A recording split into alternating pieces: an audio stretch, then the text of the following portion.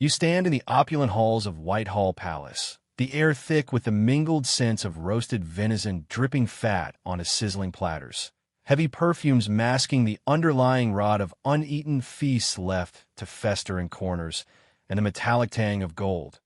Endless gold, piled in chests that gleam under flickering torchlight, promising eternal dominion. Your fingers brush against tapestries woven with threads of pure silver, depicting triumphant battles where blood flows like rivers. Yet here, in this moment of apparent splendor, a shocking truth assaults your senses. This vast fortune, inherited and seized, is hemorrhaging away, squandered on whims that drain the kingdom's lifeblood, leaving behind not glory but a festering wound of debt and despair that will outlive the tyrant who amassed it all. Transitioning from that illusory grandeur, the historical record reveals Henry VIII as a monarch whose financial trajectory embodied a grotesque paradox, ascending to unprecedented riches only to plummet into ruinous excess. His actions veiled in the pomp of Tudor propaganda, but exposed through contemporary accounts and economic analyses as a cascade of wasteful decisions that impoverished a nation while indulging personal appetites. Born in 1491 into the secure wealth of the Tudor dynasty, Henry inherited from his father, Henry VII, a frugal accumulator of treasures, a treasury swollen to approximately £1,250,000, a sum equivalent in modern purchasing power to around £375 million, representing not merely coins but the consolidated stability of a realm recovered from the Wars of the Roses, where careful taxation and escheats had built a foundation of fiscal strength that seemed impervious to depletion. Yet, this inheritance, amassed through Henry VII's meticulous avoidance of foreign entanglements and domestic extravagance, was destined for rapid dissipation under his son's rule, as Henry's early reign manifested a psychological compulsion toward ostentatious display, blending youthful vigor with an emerging authoritarianism that viewed wealth as an extension of divine right, fueling tournaments where armored knights clashed in arenas drenched with the sweat of exertion and the blood of injuries, events costing tens of thousands of pounds annually, their sensory overload of clanging steel, roaring crowds, and acrid smoke from celebratory fires masking the underlying erosion of the royal coffers. Before diving into these forgotten stories of survival and suffering, if you enjoy learning about the hidden truths of history, consider hitting that like button and subscribing for more content like this. And please comment below to let me know where you're listening from. I find it incredible that we're exploring these ancient stories together from different parts of the world, connected across time and space by our shared curiosity about the past. With this contextual foundation established, the narrative escalates to the systematic revelations of Henry's financial machinations, beginning with his seizure of ecclesiastical wealth in the early 1530s, a revelatory act disguised as religious reform but driven by acute fiscal desperation, where the dissolution of the monasteries, initiated under the guise of rooting out corruption, unleashed a torrent of assets into the crown's grasp, stripping over 800 religious houses of their lands, treasures, and annual incomes totaling around £120,000 per year, a figure that, adjusted for economic scale, equates to roughly £36 million in contemporary terms. Yet this influx, comprising gold plate melted down in furnaces emitting fumes of molten sanctity, silver relics shattered and repurposed, and vast acreages redistributed to loyal courtiers at undervalued prices, was not conserved but funneled into a vortex of expenditure that accelerated the kingdom's slide toward insolvency. The initial shocking detail emerges from the sheer scale of the monastic plunder, where institutions like Glastonbury Abbey, once repositories of ancient manuscripts and architectural marvels, were dismantled brick by brick, their lead roofs stripped away amid the clamor of hammers and the groans of collapsing timbers, yielding treasures such as the legendary thorn of Christ's crown, sold off or melted, contributing to a total windfall estimated at £1.5 million over the dissolution period, a sum that could have fortified England's defenses indefinitely, but instead financed ephemeral triumphs. Contemporary observer Thomas Cromwell, orchestrating the process, documented in his meticulous ledgers the grotesque inventory of seized items. From jewel-encrusted chalices reeking of incense to farmlands fertile with centuries of monastic cultivation, all redirected to fund Henry's burgeoning appetites. Yet this revelation intensifies with the realization that much of this wealth evaporated through corrupt allocations, lands granted to favorites like the Duke of Suffolk at fractions of their value, fostering a network of indebted nobility whose loyalty was purchased with the kingdom's future stability, a dark irony underscored by the psychological deterioration of displaced monks. Some pensioned meagerly, while others wandered destitute, their emaciated forms haunting the countryside as living testaments to the human cost behind the fiscal gain.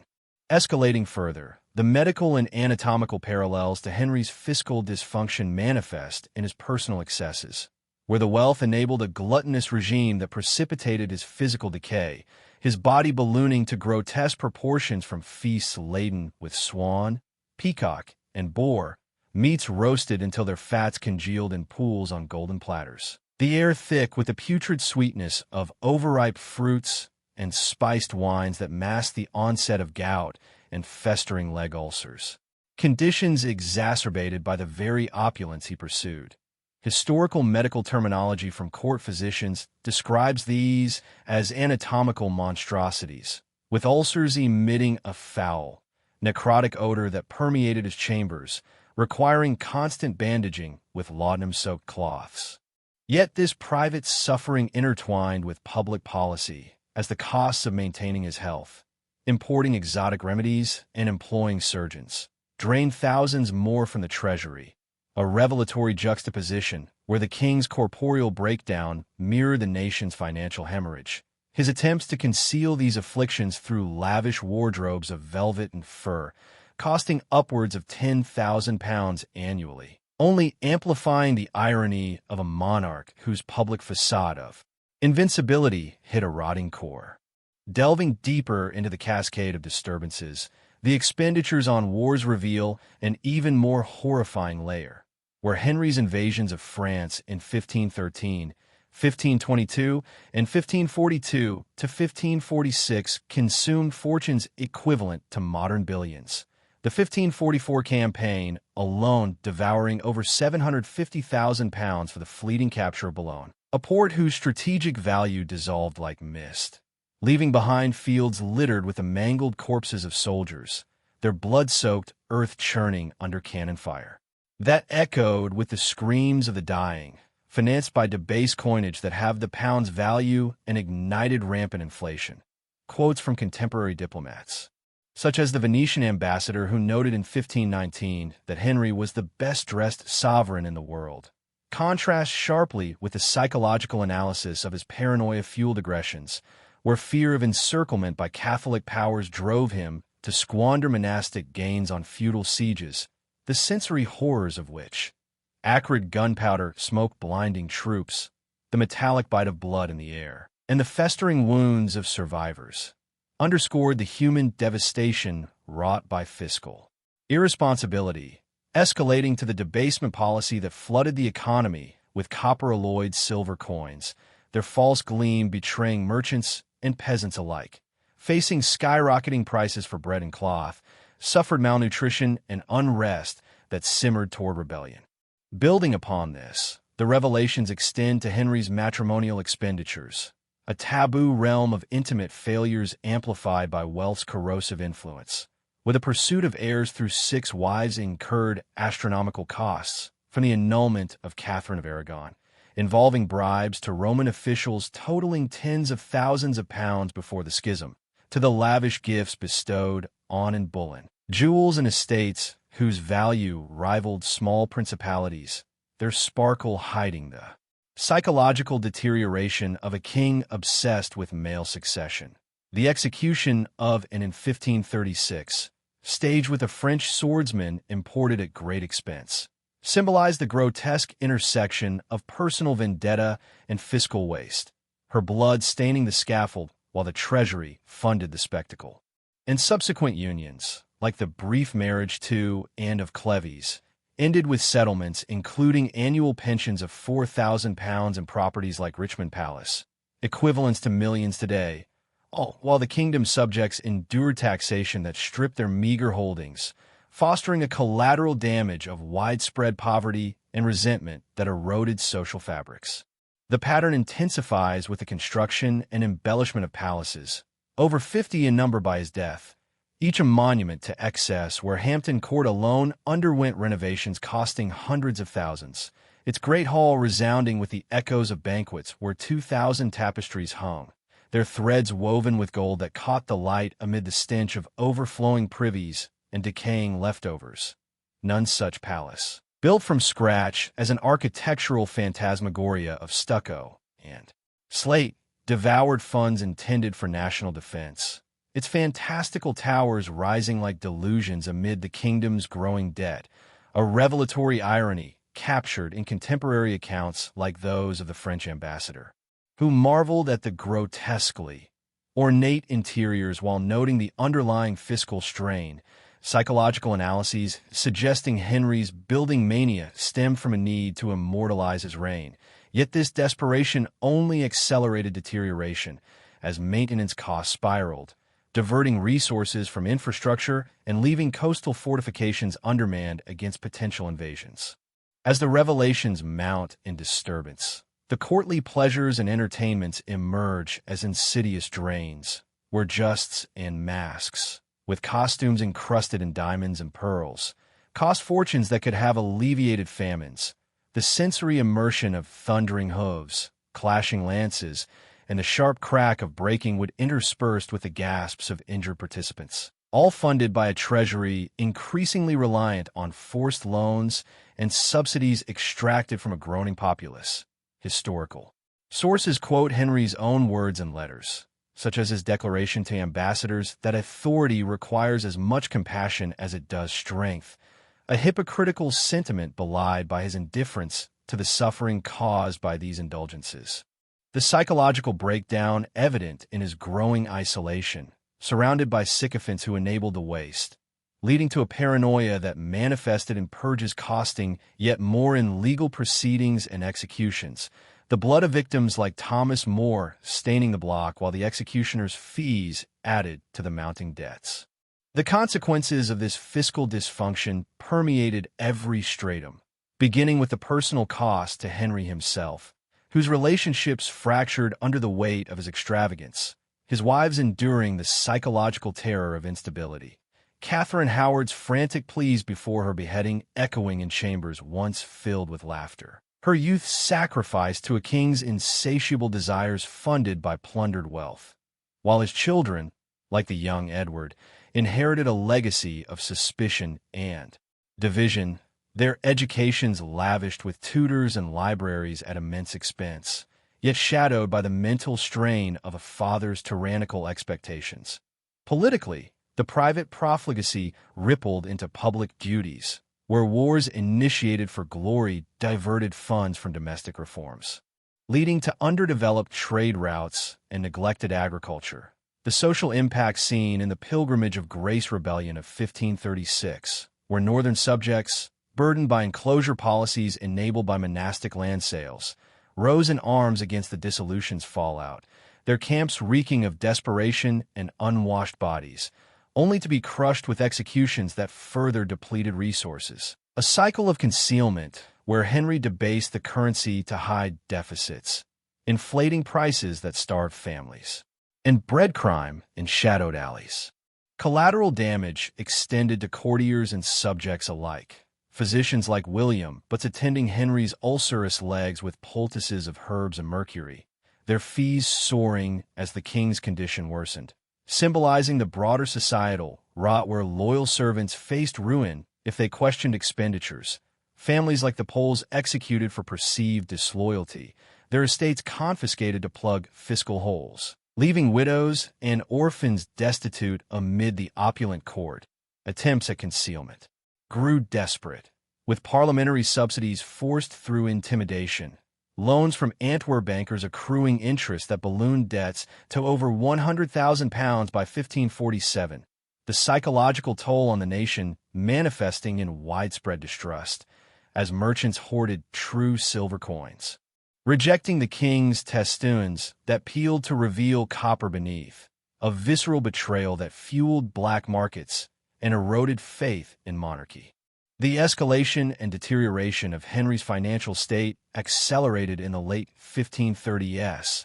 As the initial monastic windfall dissipated, the worsening condition evident in the Great Debasement of 1544, where silver content in coins dropped from 92% to a mere 25%, unleashing inflation that doubled prices within years. The air in marketplaces thick with the clamor of haggling over devalued currency. Bread loaves shrinking while costs soared, leading to malnutrition's gaunt faces and distended bellies among the peasantry. Desperate measures included selling crown lands at undervalued rates, raising over £300,000 but forfeiting future incomes, while foreign loans from Fugger bankers carried usurious rates that compounded the crisis. Henry's paranoia intensifying as advisors like Cromwell fell to the act for failing to stem the tide, his isolation in fortified chambers, surrounded by guards paid with debased wages, fostering a breakdown where suspicions of treason led to more executions, each costing in scaffolds and hangmen, culminating in a final collapse where, by 1547, the treasury stood empty, debts mounting to levels that threatened bankruptcy, the once mighty inheritance reduced to shadows.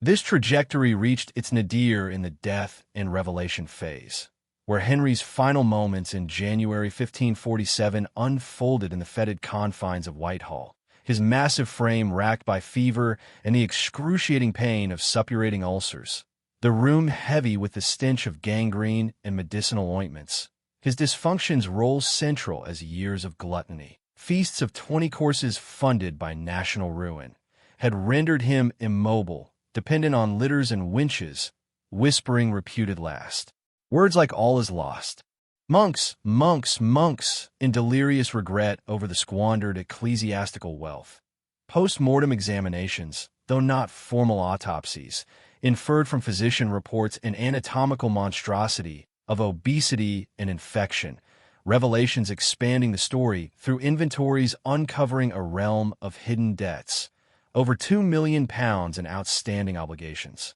The historical cover-up attempted by his successors who blamed predecessors while perpetuating debasement, yet preserved evidence in state papers and chronicles, such as Cromwell's Valor Ecclesiasticus, cataloging the seized fortunes, confirms the extent of waste, physical remnants like surviving debased shillings bearing Henry's bloated profile, etched with false majesty, standing as artifacts of a reign's tragic folly.